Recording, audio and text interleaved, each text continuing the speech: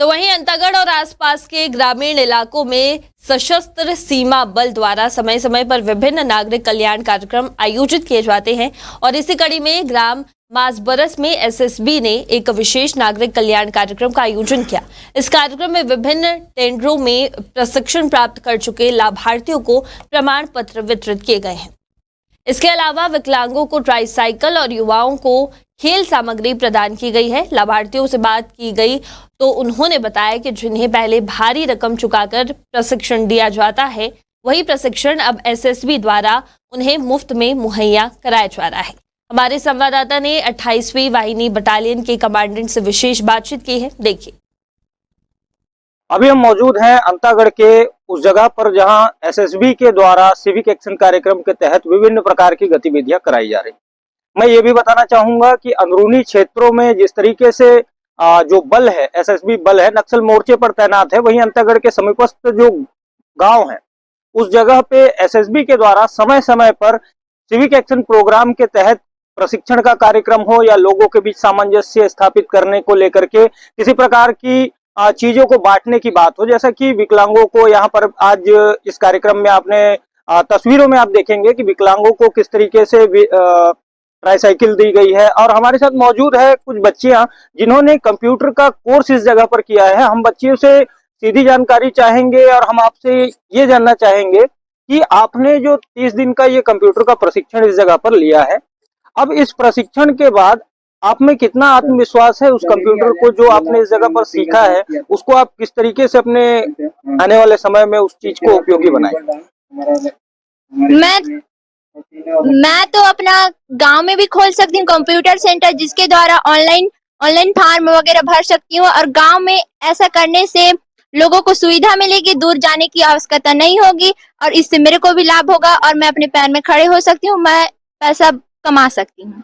तो निश्चित ही आप देख सकते हैं बच्ची का जो आत्मविश्वास है वो सीधे एसएसबी के प्रति, जो एसएसबी की एक मंशा है लोगों के बीच में अपनी एक छाप छोड़ने की, वो इस जगह पर इस बच्ची के आत्मविश्वास के रूप में इस जगह पर देखने को मिलती है। हमारे साथ और भी बच्चियां मौजूद हैं, हम इनसे भी जानना चाहेंगे। जैसा कि अंतागढ़ की दूरी यहाँ से थोड़ी ज्यादा है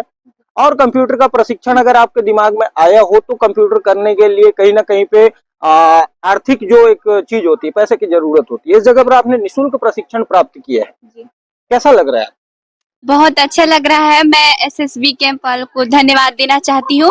और मैं चाहती हूँ कि हम लोगों को निःशुल्क जैसे कंप्यूटर सीखा है तो मैं भी अपने पैर पे खड़े होकर गांव वालों को सिखाऊंगी और आगे उन लोग, आज मैं सीखी हूँ तो मैं दूसरों को सिखाऊंगी, जिन लोग सीखेंगे वो दूसरे को सिखाएंगे, वैसे ही आगे बढ़ती जाएगी। इतना कहकर मैं धन्यवाद।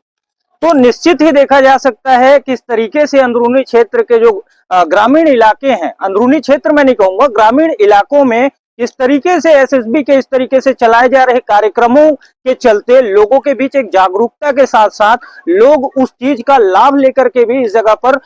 उससे लाभान्वित होते दिखते हैं। और अभी हम इसके बाद बात करेंगे कंपनी के कमांडेंट से और जानकारी चाहेंगे इस कार्यक्रम को लेकर।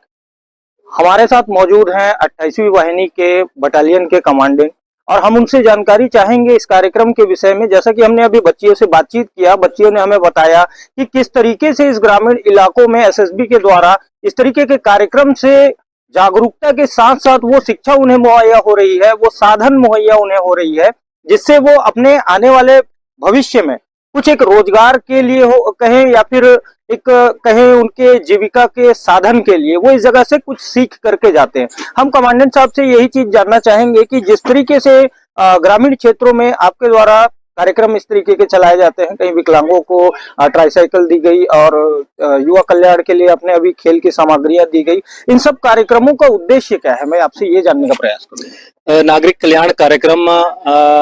एसएसबी द्वारा जितने भी हमारे आसपास गांव हैं, जो पिछड़े समाज है, उसको देश की मुख्य धारा के साथ जोड़ने का प्रयास रहता है और इसके तहत हम लोग ये प्रयास करते हैं कि जितने भी उनकी जरूरत की चीजें हैं उनको हम पूरा करें। तो यही हमारा एक प्रयास रहता है और सबसे इम्पोर्टेंट बात यह है कि हमारा बहुत ही बड़ा